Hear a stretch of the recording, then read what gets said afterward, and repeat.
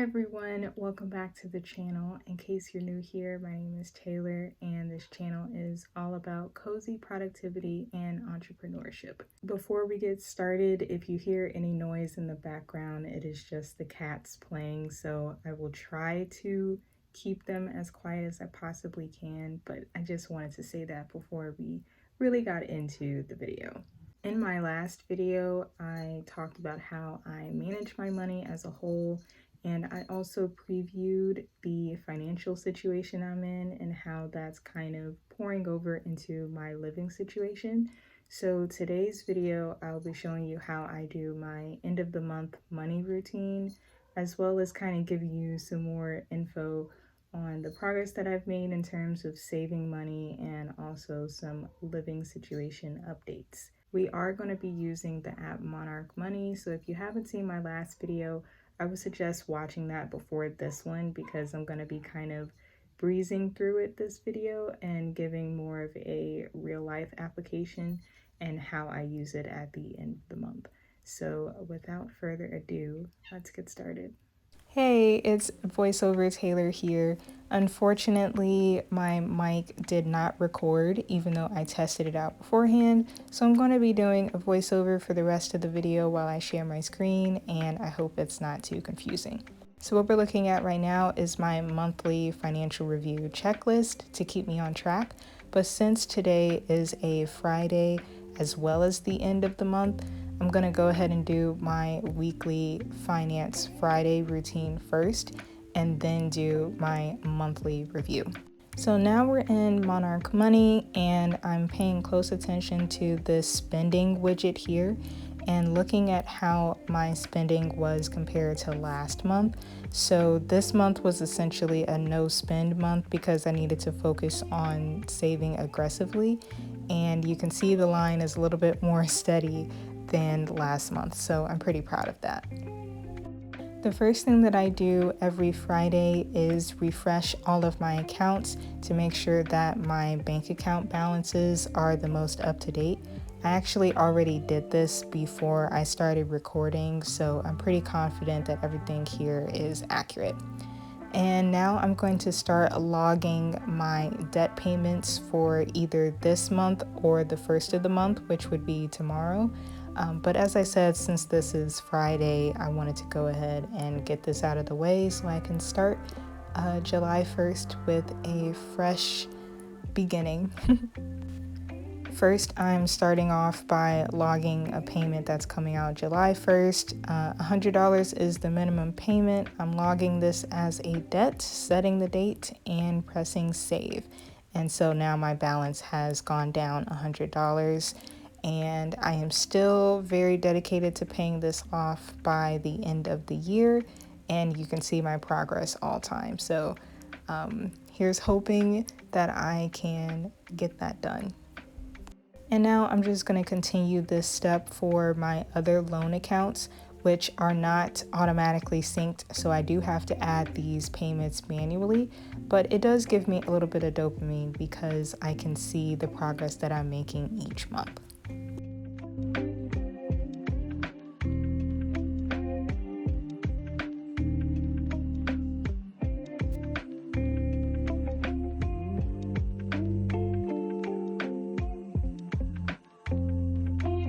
The next thing I'm going to do is review all of the transactions that came out this month. Normally, I would only review the past week, but since this is the end of the month, it just makes more sense to go ahead and review everything that came out this month. And as I'm reviewing these transactions, I realized that the transactions I just added for my loans, I actually categorized them wrong, so I'm changing the category from debts to loans.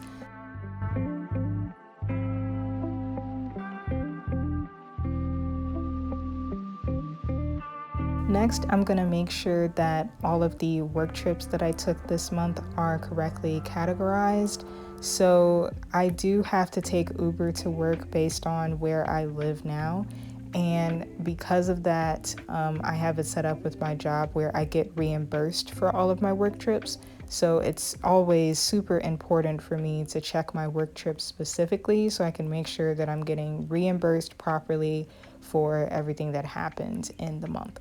And as I'm recording this, I actually took some more work trips yesterday, June 29th, and I got the reimbursement approved today, June 30th, but I'm probably not going to see that until next Tuesday after the July 4th holiday. But once that money does come into my bank, I will just apply that to June's income instead of July, because it just makes the whole process easier when I'm reviewing how much I'm spending on transportation every month. Next, we're going to head over to the recurring tab, which is the bill calendar. And I'm just making sure that everything this month has come out. And the way that I know it's come out is if there is a check mark next to everything. So far, everything looks good. I will point out, and I'll bring this up later when we go through the budget, Instacart came out yesterday, and I thought that I had canceled that. And the same with Verve, that other transaction you can see earlier in the week.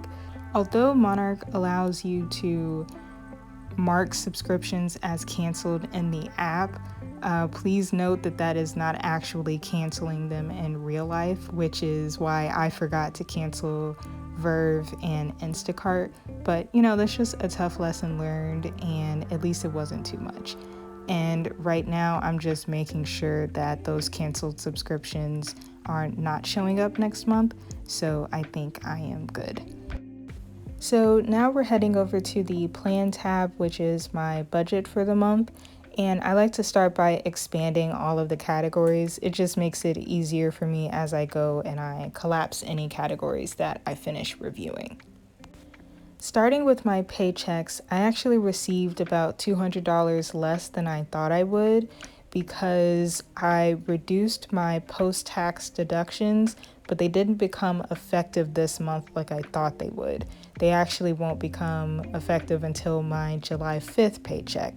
So that did hurt me a little bit because I didn't plan to receive $200 less. But that's life, and I just have to roll with the punches. Next, I put $2 in interest because that's how much I expect to receive from my banking accounts. Next, I have a rollover income line, which is just any money that is in my bank account already come the first of the month.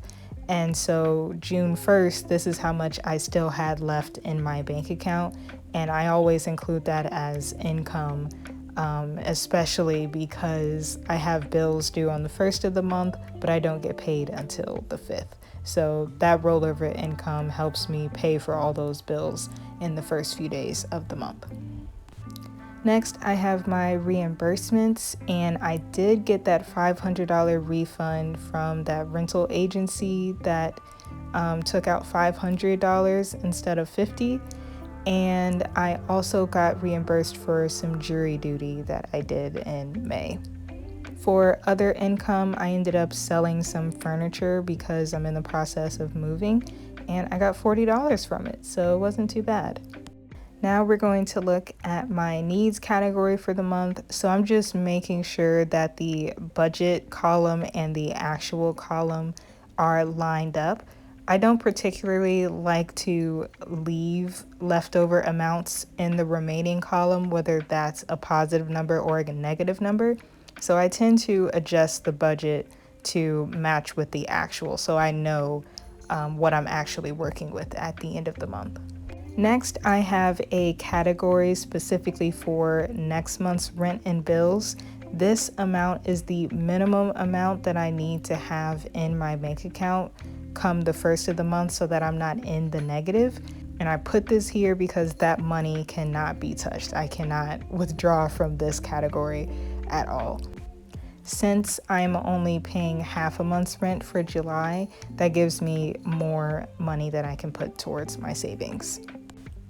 Next, I have a category for moving expenses, which is where I'm keeping track of all of my apartment application fees, how much the U-Haul is going to cost, etc.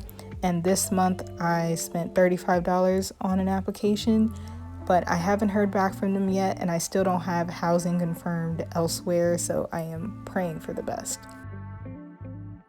Then I have a line item for transportation. As I explained earlier, I do get reimbursed for my work trips. So I start off the month with how much I plan to spend out of pocket. And then at the end of the month, once I get reimbursed for all of my trips, I can see how much I actually had to spend out of pocket, and I will adjust the budget number accordingly. Now that we're done looking at how much I spent on my needs this month, I'm going to head over to wants, which was not much because this was a no spend month. However, therapy is a non-negotiable for me, so I knew I was going to have to spend $120 on that. And then for personal subs, that's Apple Arcade, and then I didn't spend anything on personal care. Then I have my wealth category, which is where I'm tracking any debt payments, loan payments, and investments. And so everything came out this month that it was supposed to in terms of my debts, investments, and loans. And then the last category I have down there is the safety net, which is the equivalent of things I forgot to budget for.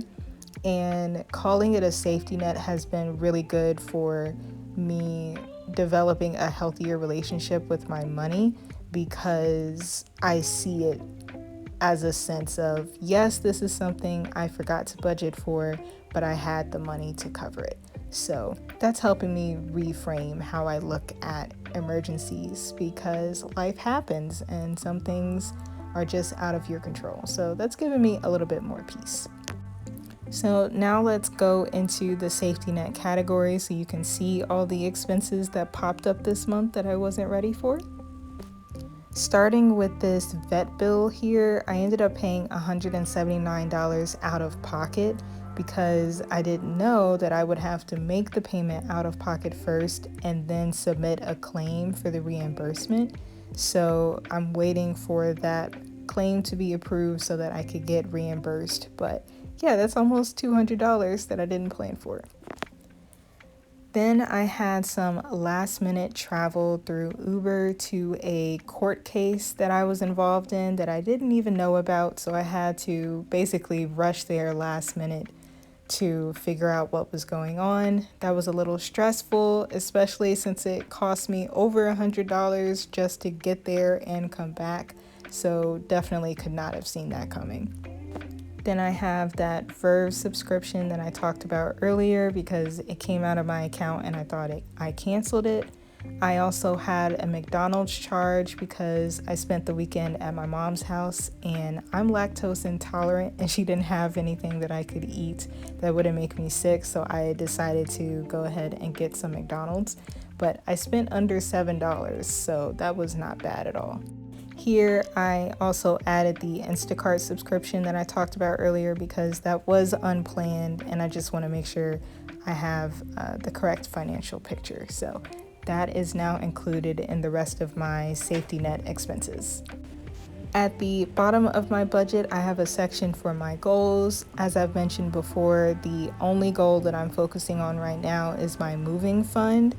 And normally at the end of the month, once I've seen how much money I have left over from spending, or if there's any areas that I overspent, I would just pull from savings. But I went ahead and distributed this $19.20 amount through the 2 paychecks that I already received this month. And so that's why it already has an actual number, because that's already been transferred into the moving savings account.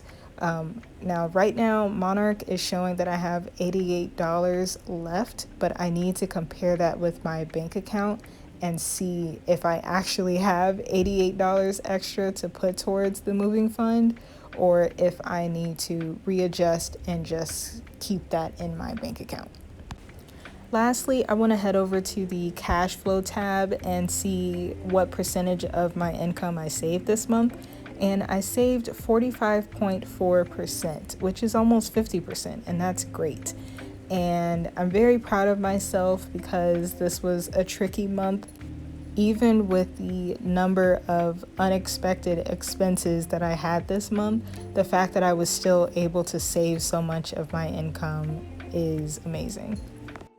Okay, I'm gonna try my best to look at the camera, but I think I just figured out like how to record myself and the screen at the same time.